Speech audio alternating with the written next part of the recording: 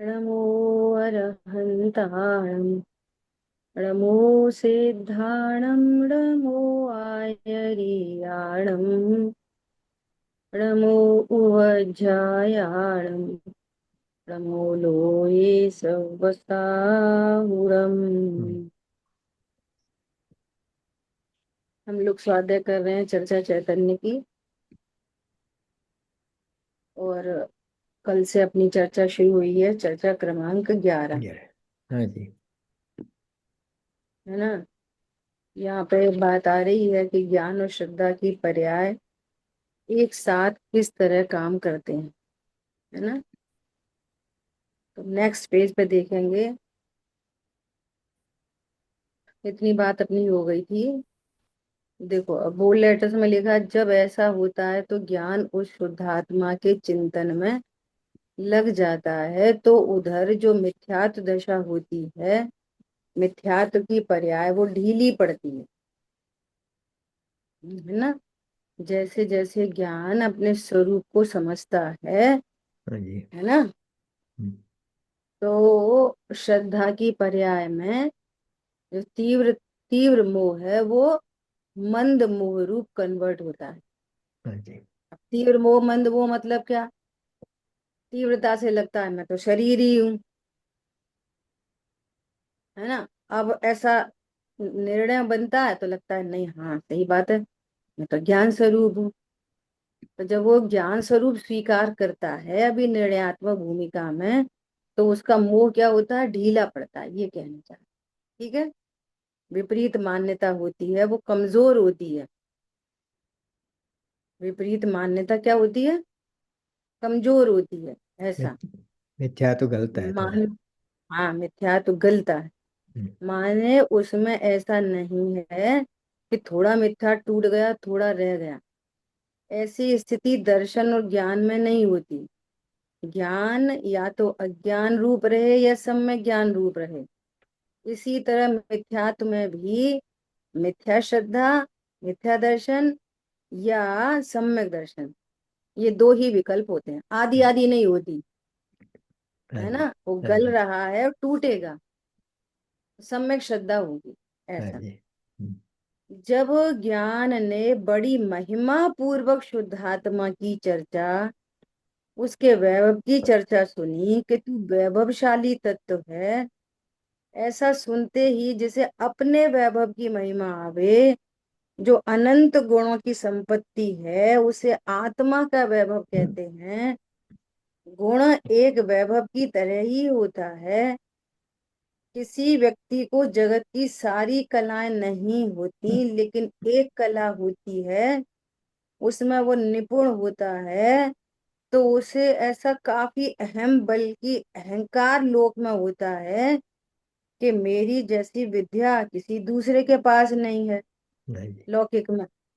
और यहाँ तो अनंत वैभव संपन्न है, और अपने इस वैभव का अहंकार आए। है ना। जिसको बोलते हैं स्वाभिमान। जगत में जिसको स्वाभिमान कहते हैं वो तो पराभिमान है। वो स्वाभिमान का है, सो ही नहीं पता पर का अभिमान है, उसको स्वाभिमान कहता है। शरीर का स्वाभिमान, हमारी इज्जत नहीं करी, हम कौन, हम्म। हम स्त्री, हम हम्म। शरीर। तो ये स्वाभिमान थोड़ी है, तो ये पराभिमान है। ये तो मिथ्या है। अब यहाँ स्व का पता चलता है तो उसमें स्व में अहंकार होना, ओहो मैं इतना वैभव संपन्न हूँ, ये पॉजिटिव है ये अहंकार। इस महिमा आ गई क्या बोला ना। है। हाँ स्व की महिमा आए, स्व में अहंकार आए। देखिए मैं। ऐसा। है ना। वो तो लौकिक बात हुई, लेकिन लोक में भी जो गुण होता है, तो उसकी यदि पूर्णता हो, उसमें यदि वो परफेक्ट हो, तो वहां भी अहम जागृत होता है। माने उस कला को वो अपना वैभव मानता है।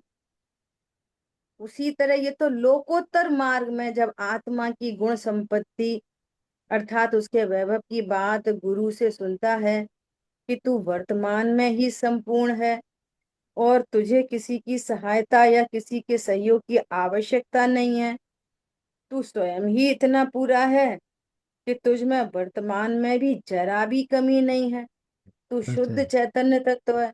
ऐसा जब वो सुनता है तो फिर नास्ती से देखता है कि ये जो दिखाई देने वाली चीजें हैं, इनमें ये बात तो है ही नहीं, और मैं इनसे कोई भिन्न तत्व हूँ। इस तरह अस्तित्व की श्रद्धा हो जाती है। जैसा गुरु ने कहा उसके अनुसार जो ज्ञान है, मति ज्ञान और मुख्य रूप से श्रुत ज्ञान, तो उसके चिंतन में तल्लीन होता है। इधर ये ज्ञान तल्लीन होता है शुद्धात्मा के चिंतन में, उधर मिथ्यात्व ढीला होता है, इसलिए चिंतन को शुरू करता है। अगर महिमा न आवे तो उस चिंतन में ब्रेक ब्रेक होगा बार बार, और हम्म, दूसरे भाव बीच में आकर उस चिंतन को खंडित कर देंगे। लेकिन अनुभूति का मार्ग है और चिंतन का जो मार्ग है वो ऐसा नहीं। कितनी सारी बात आ गई, सरल बात है एकदम। हाँ इसीलिए अब बार बार वही बात चाहिए, दूसरी कोई बात नहीं चाहिए। हाँ जी। सबसे पहले देव शास्त्रु का श्रद्धान परम आवश्यक है। देव के स्वरूप को जानना बहुत आवश्यक है। देव के स्वरूप को जानेंगे तभी पता चलेगी कि ये जीव है,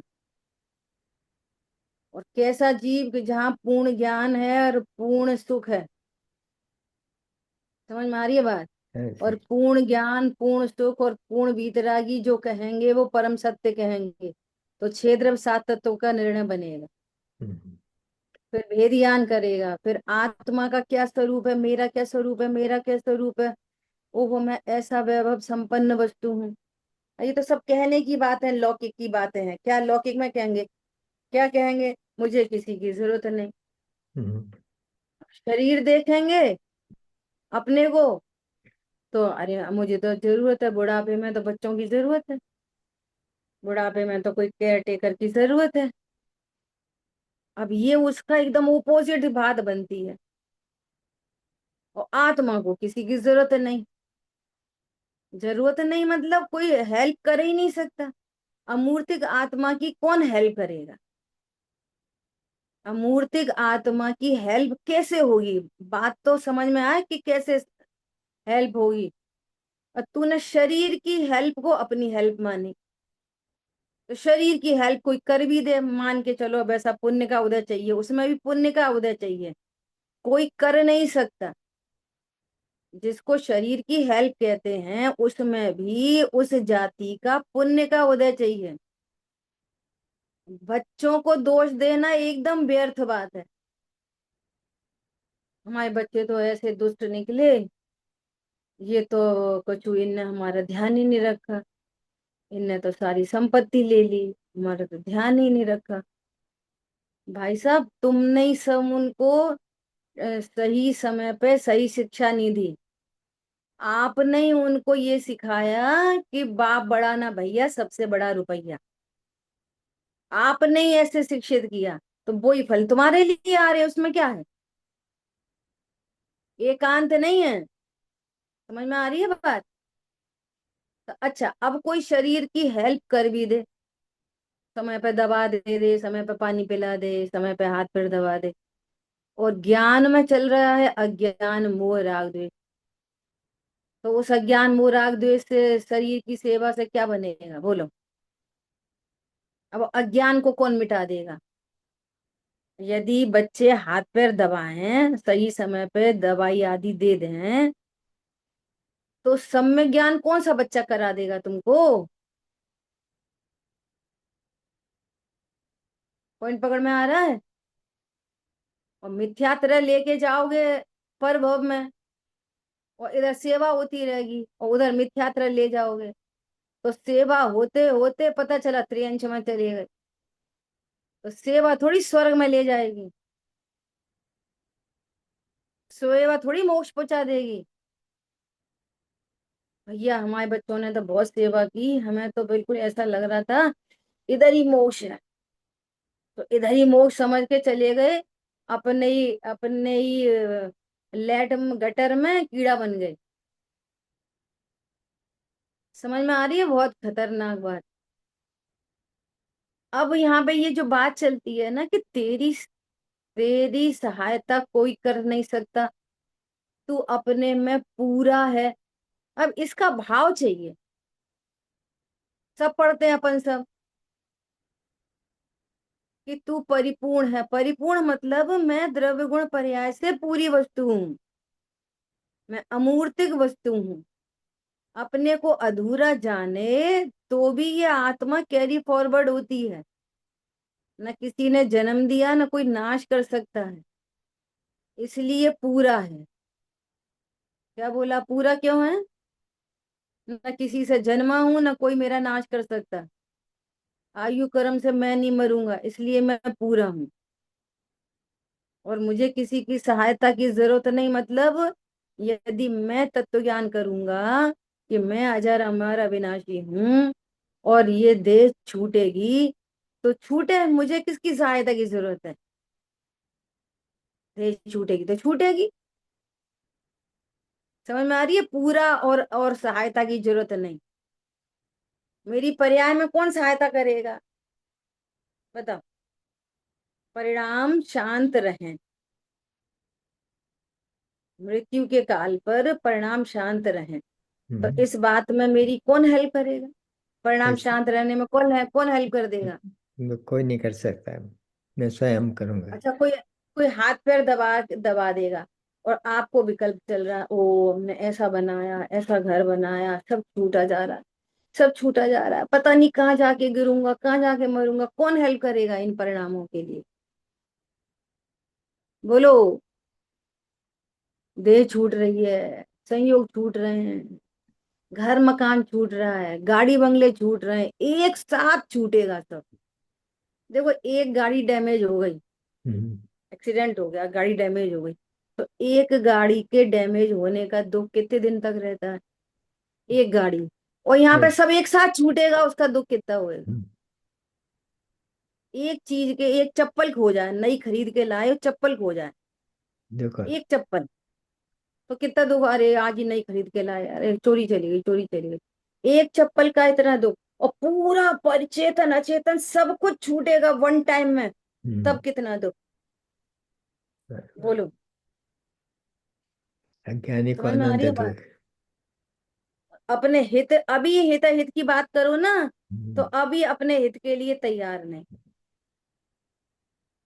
अभी अगर हित की बात करो तो अपने हित के लिए अभी तैयार नहीं, और फिर एक साथ छूटेगा।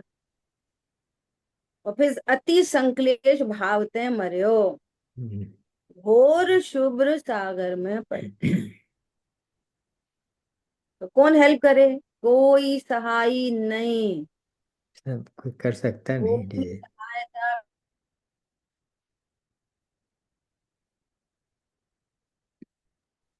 और मुझे सहायता की जरूरत नहीं।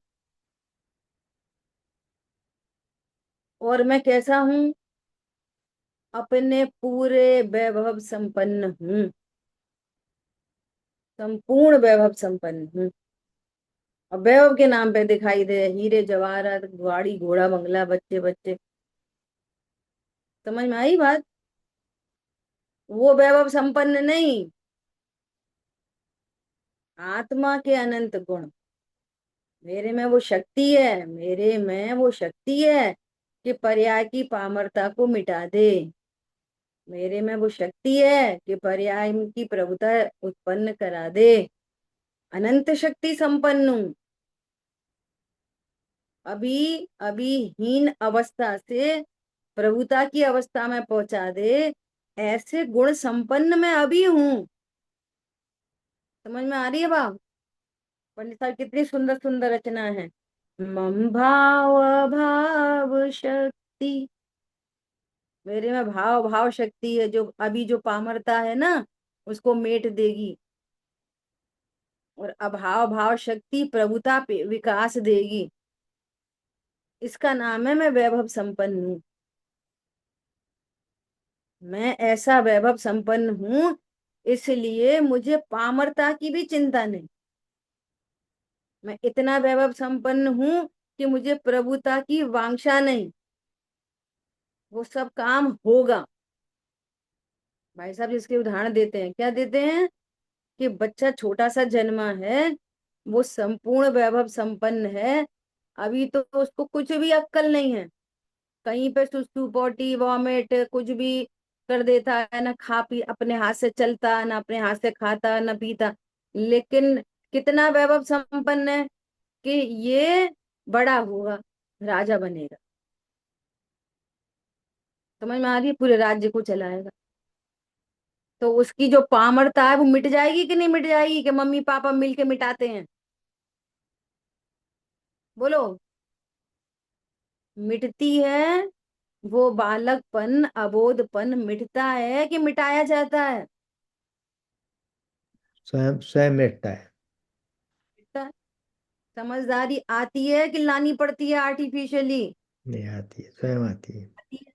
ऐसे ही आत्मा को देखो, ये निगोद से निकला हुआ बच्चा, ये अबोध है, और फिर ये बोध को प्राप्त करता है। समझ में आ रही बात कैसे? स्वयं। शक्ति है उसमें, शक्ति है। अज्ञान मोह राग द्वेष को मिटाने की शक्ति है, रत्नत्रय प्रकट होने की शक्ति है। ऐसा अभी मैं प्रभुता संपन्न हूँ।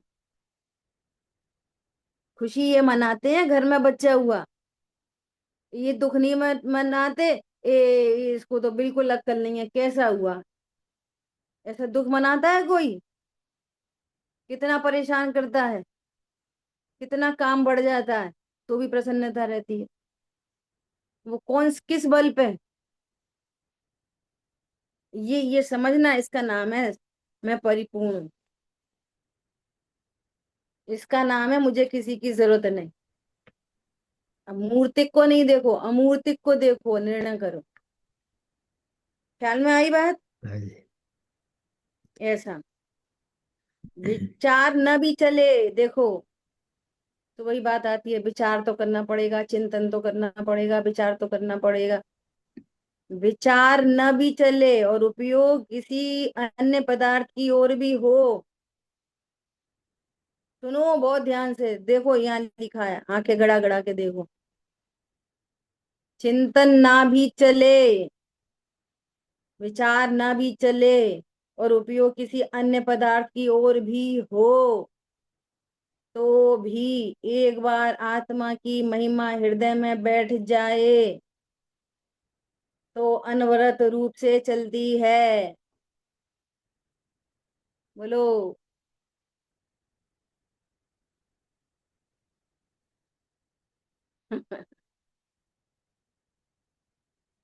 यही पढ़ते हैं अपन बार बार, फिर हजार बार प्रश्न आता है, चिंतन तो चलता नहीं, यही बात फिर बोलनी पड़ती है। फिर एक बार फिर से आता है, फिर एक बार फिर से आता है, फिर एक बार फिर से आता है। अब तो यहाँ लिखा हुआ मिल गया, चलो।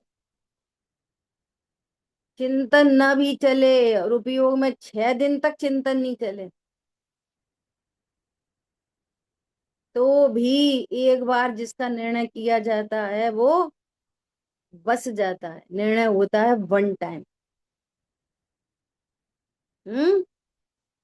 बिना रुकावट के अविराम चलती है। उसमें रुका आप निर्णय, गड़बड़ी कहाँ पे हो रही है? हम अभी तक डिसीजन नहीं कर रहे हैं दो द्रव्यों की भिन्नता, एक अमूर्तिक सत्ता का निर्णय नहीं कर रहे, बोलना सीख रहे हैं। गुस्सा आ जाए तो फिर हम क्या सोचें, रोटी खाने के भाव आ जाएं तो फिर हम क्या बोलें, तो फिर इस बात को कैसे बोलें? कछू मत बोलो। सही बोलने से भी क्या होएगा? डिसीजन करो, डिसीजन मेकिंग करो, निर्णयात्मक। मैं शरीर हूं कि नहीं? तो अभी सब बोलेंगे शरीर नहीं आत्मा हूं। तो आत्मा को थ्योरम सॉल्व करो। आत्मा तो हूं, सही बात बोली, पर कैसा आत्मा हूं? शरीर से क्या कनेक्शन है? शरीर बिगड़े तो आत्मा बिगड़ती कि नहीं बिगड़ती? शरीर सुधरे तो आत्मा सुधरती कि नहीं सुधरती? शरीर की क्रिया से मैं करता हूं कि नहीं करता? शरीर की क्रिया बिगड़ जाए तो आत्मा बिगड़ जाएगी क्या? दोनों में क्या संबंध बन रहा है बीच में? आत्मा हूं तो आत्मा क्या करता है? अभी अपन सब क्या कर रहे हैं? ख्याल में आ रही है बात? आत्मा का निर्णय कर रहे हो तो आत्मा के स्वरूप का निर्णय करो, ये कह रहे हैं। जैसे कोई गृहस्थ है तो उसके पास कार्य तो बहुत होते हैं, लेकिन उन सब कार्यों को करता हुआ भी उसे शुद्धात्मा का महत्व हृदय में स्थापित रहता है, पड़ा रहता है। गृहस्थी को 50 काम है, लेकिन वो क्या जानता है, ये कार्य मेरा नहीं है। जिसने अपने कार्य को नक्की किया है, सही बात है, गृहस्थी में तो बहुत कार्य हैं, तो निश्चय से तो हम आत्मा है, और व्यवहार से गृहस्थी के पूरे काम हम ही देखते, ना तुम पूरे ही पागल हो। व्यवहार ने से गृहस्थी के काम देखते कि नहीं देखते अपन सब? निश्चय से तो आत्मा है, मात्र ज्ञाता, और व्यवहार से गृहस्थी के बहुत काम देखते हैं। अब होते हैं, देखते समझ में आ रही है बात? हैं। हाँ जी।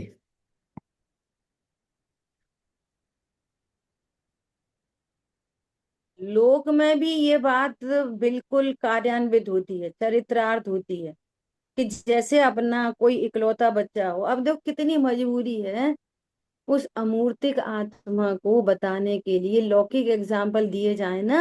हम्म। जैसे अपना कोई पुत्र हो, वो तो बात बताते नहीं। अमूर्तिक आत्मा बतानी है, सिद्ध कर लेगा।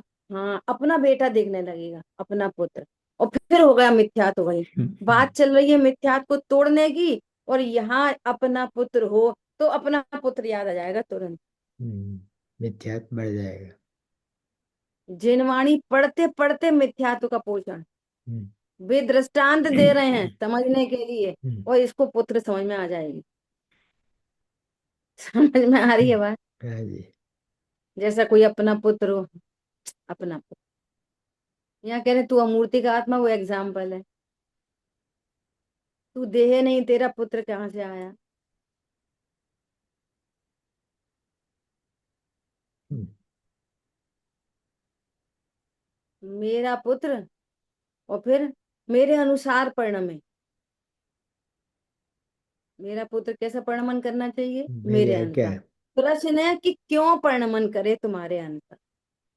लिखो लिखो, प्रॉब्लम को सामने रखो, लिखो बैठ गए। हम्म। मैं कौन, मेरा पुत्र मतलब क्या?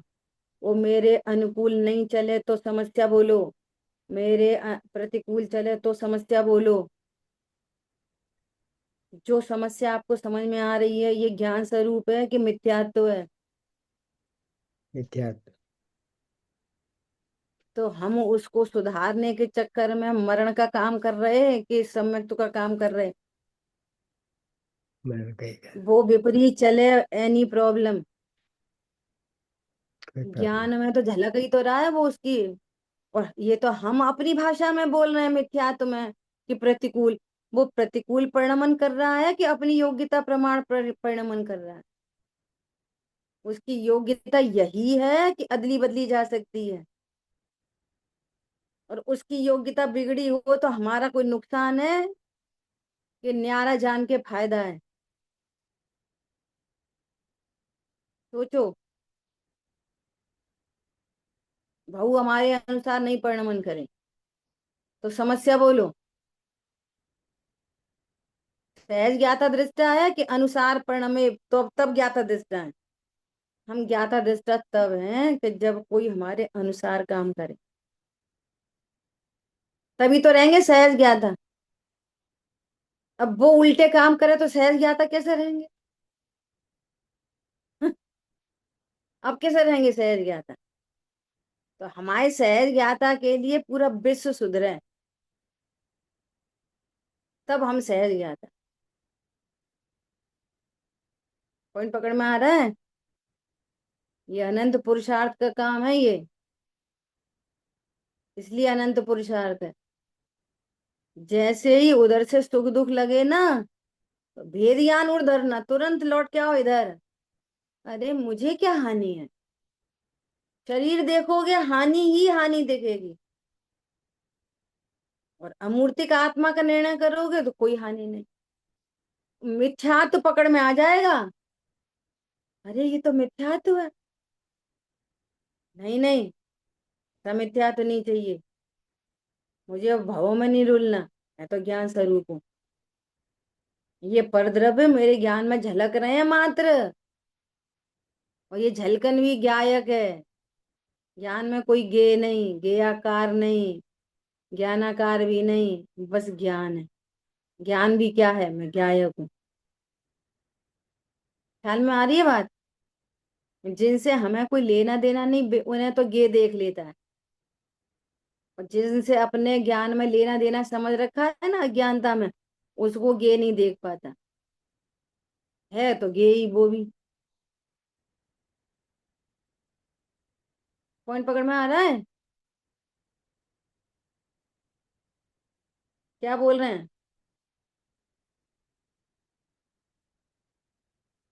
शुद्धात्मा का महत्व हृदय में स्थापित, हाँ ये बात आ रही थी। लोक में भी ये बात चरित्रार्थ होती है क्या?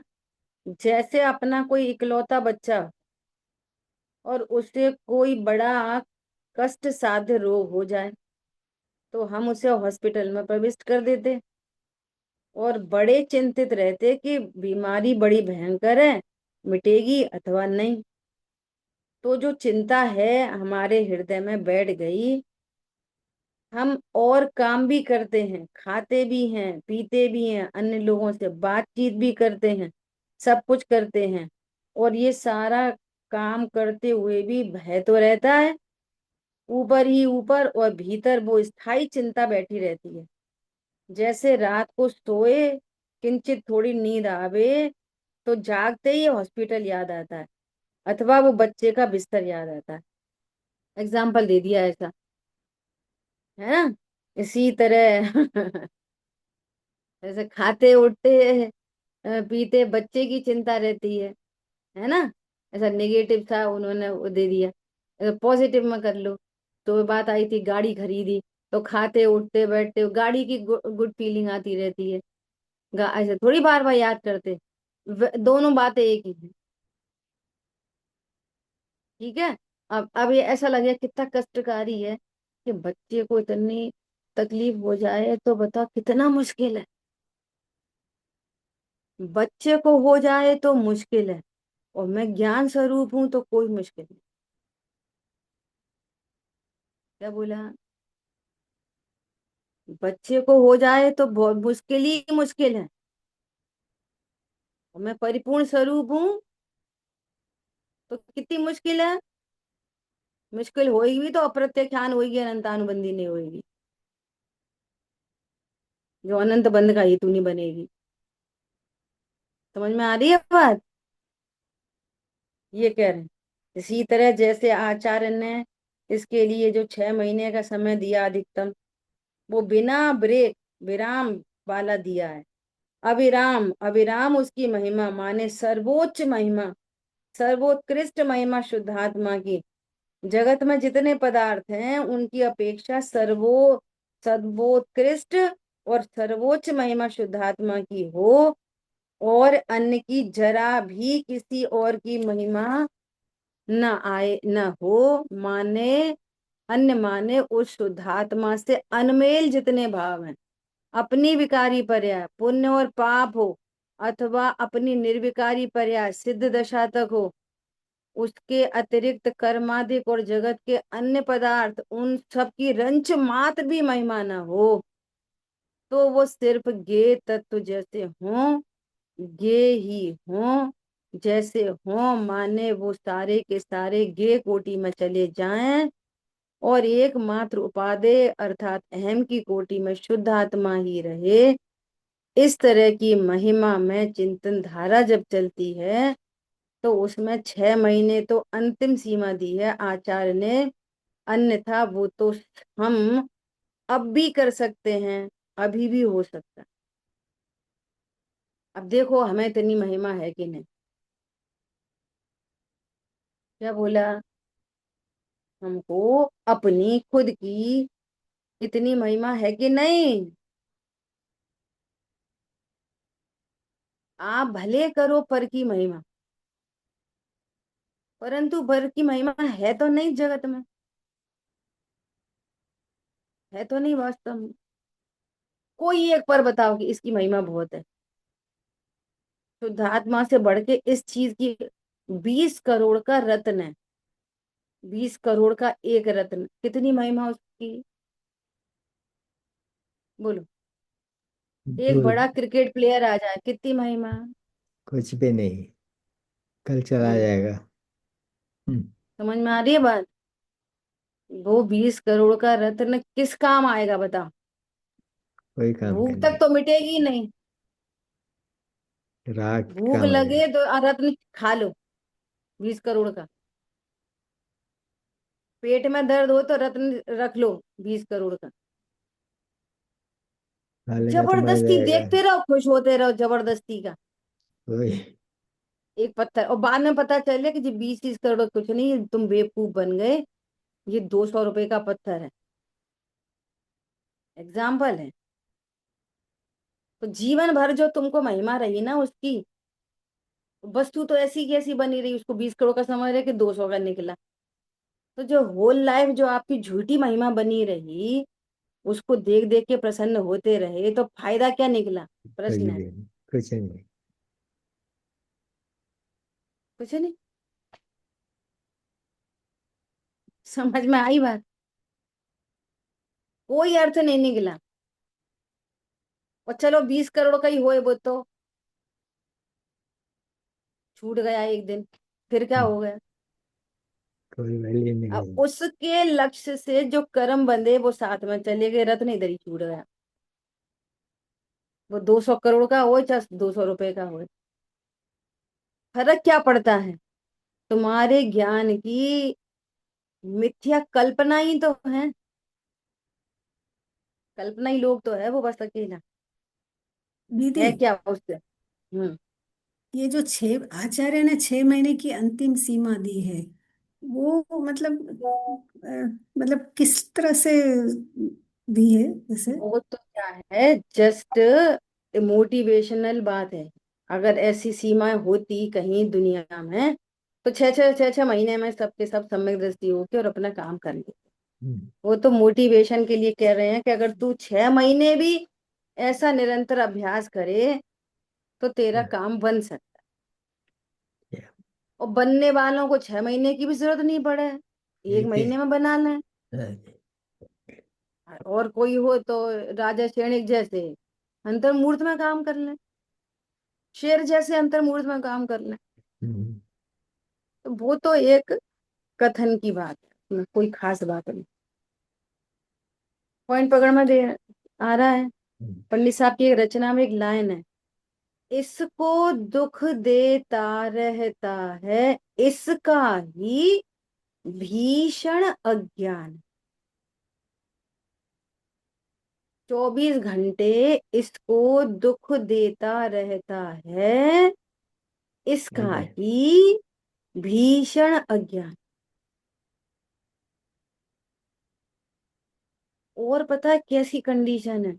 और कैसी कंडीशन है। बहुत सारी चीजें तो ऐसी हैं कि वे हमें दुख ही नहीं लग रही। आशव तत्व का श्रद्धान हो जाए तो बहुत समझना। बोलो, अभी ये स्वाध्याय करा रहे हैं आपको, ये हम्म, दुख है कि सुख है। दुख है। कहाँ दुख लग रहा है, कोई दुख लग रहा है ये। हम्म, दुख है। दुख है। ये दुख है। अपने को आज किसी ने गिफ्ट दे दी, गिफ्ट में डायमंड की रिंग दे दी, और प्रसन्न हो गए। अरे वाह, इतनी सुंदर अंगूठी गिफ्ट में मिली है, अपने पैसे भी नहीं लगे, है ना। तो बोलो, ये दुख है कि सुख है। बहुत दुख है। चिंता रहेगी हमेशा। चिंता रहेगी तो वो तो रहेगी, पर पूछ रहे हैं कि इस प्रसन्नता से तुमको संवर होएगा कि आश्रव होएगा। आशा, केवल इससे आशा। कर्म बनेंगे। और सुनो, जिस अंगूठी को देख के खुश हो रहे हो, वो अंगूठी तो इधर ही रह जाएगी। और उसे देख देख के जो खुशी मिलके कर्म बन रहा है वो साथ जाएगा। लगता है ये दुख है। लगना चाहिए। समझ में आ रही है बात। हम्म, और अगर सुख लगे भी तो करेक्शन करते चलो। अरे ये तो अज्ञान है, अरे ये तो मोह है। पहचान करो ना अपनी पर्याय में। अभी अभी स्थिरता नहीं है ना, अल्प स्थिरता है, या नहीं है, या अल्प है, तो भी वो वहां पे थोड़ी प्रसन्नता लगेगी। तो करेक्शन, अरे ये थोड़ी प्रसन्नता है। अंगूठी कोई सम्यक दर्शन है? अंगूठी कोई समवर तत्व है? अंगूठी, साड़ी समवर तत्व है, निर्जरा तत्व है, मोक्ष तत्व है? बोलो क्या चीज है? करो निर्णय। आज ऐसा उन्होंने एग्जाम्पल दिया कि अच्छा जैसे मान लिया किसी महिला के पास में 10-20 तोले सोना है, पहनती तो है नहीं, वह है, अपने पास है बस। तो है को खुशी मना रही है, तो वो खुश है, वो खुशी है कि दुख है? 20 तोले सोना देख देख के जो खुशी लग रही है, वो खुशी है कि दुख है? दुखी है, दुख, राग, आश्रव, हाँ, दुखी है। पहचान करो। हाँ, ये दुख है। अब सुनना, अब एक दिन मौका आया शादी में पहन के जाने का, तो अपना वो एक सेट पहन के चली गई। चली गई तो वहां पे देखा कि देरानी तो नया सेट पहन के आई है। तो उसका जो पूरा इतने 6 महीने से सुख चल रहा था, है ना, मेरे पास 20 तोले 20 तोले, और उधर जाते सही, दुख वहां तो बनेगा। पुरानी डिजाइन का, हमारे तो पुरानी डिजाइन, हमारे तो पुरानी डिजाइन। समझ में आ रही है बात? इनने कब खरीद लिया, ये तो बताती ही नहीं है। जब देखो तब नए सेट मिलते इसके पास। तो तेरे को सुख कहाँ हुआ है उसका? लेकिन इतने हैबिचुअल हैं कि कुछ भी होता रहे, कभी सुख, कभी सुखी होंगे, कभी दुखी होंगे, कभी रोएंगे, कभी गाएंगे, रहेंगे उसी में। उससे विरुद्ध धारा चाहिए यहाँ पर अनंत काल के लिए सुखी होने की। जो पढ़ रहे हैं सुन रहे हैं ना, उसका निर्णयात्मक बात चाहिए पूरी तरह से। ख्याल में आ रही है बात? तो कुछ काम बने। सम्यक दर्शन और आत्मानुभूति अभी यहाँ बैठे बैठे भी हो सकती है। पुरुषार्थ की प्रबलता चाहिए। 6 महीने तो पुरुषार्थ का एक धीमा क्रम है। तो रात से यदि कोई खरगोश की चाल से चले और एक कछुए की चाल से चले, तो मंजिल तक जाने के लिए कछुए की चाल वाले को 6 महीने, और खरगोश की चाल वाले को 1 दिन या 2 दिन चाहिए। इसी तरह जिसे आत्म दृष्टि प्रबल हुई है, महिमा अत्यंत जागी है, तो उसका तो धारावाहिक और बहुत तेजी से चिंतन चलता है, और वो चिंतन रुककर अनुभूति प्रकट हो जाती है। चिंतन चलता है, चिंतन रुकता है, और अनुभूति प्रकट होती है। चिंतन नहीं चलाता रहता। चिंतन आत्मानुभूति में बाधक है। आगे बात आ रही है, विचार और चिंतन भी यही है। आगे टॉपिक ही आ रहा निर्णय हो जाते हैं है ना? सीधे। हाँ, उसी सम्यक दर्शन का जन्म होता है। इसलिए दोनों एक साथ होते हैं। ज्ञानात्मक विकल्पों में निरंतर चिंतन चलता है, क्योंकि ज्ञान जानता है ज्ञान के अतिरिक्त जो राग के विकल्प हैं, या या अन्य कोई गुण या गुणों की पर्याय हैं, वो जानने का काम नहीं करती। इसलिए जो जानकर महिमा लाता है, तो उसका काम बनता है। अन्य कोई गुण की पर्याय जानती नहीं। ना आत्मा जानता, हम्म। ना अनंत गुण जानते, ना अनंत गुणों की पर्याय जानती। एकमात्र ज्ञान की पर्याय जानने का काम ओके। करती है। हाँ जी। तो अभेद शैली में कहते हैं आत्मा जानता है। हम्म। जैसे शरीर में एकमात्र आंख इंटरनल ऑर्गन, आउटर हम्म। ऑर्गन, कितने सारे ऑर्गन, कितने सारी ब्लड वेसल्स, कितने सारे न्यूरॉन्स, कितना नर्वस सिस्टम, देखने का काम कौन करता है? अकेली आंख। आँख। और बोलते क्या है? मैंने देखा। हम्म। ऐसे बोलते ना, ऐसा नहीं बोलते ना, न- मेरी आंख ने देखा। नहीं, अभेद भाषा कैसी आती है, मैंने देखा। मैंने सुना, मैंने देखती देखा। कौन है, आंख। ऐसे बोलते हैं आत्मा क्या करता है कि मात्र जानता है। हम्म, जानता कौन है, ज्ञान। और आत्मा मात्र जानता का अर्थ है कि करता नहीं। आत्मा मात्र ज्ञाता का अर्थ क्या है, कि करता कहता नहीं। नहीं। ये है मात्र ज्ञाता का अर्थ। समझ आ रही है बात। हम्म, ऐसा,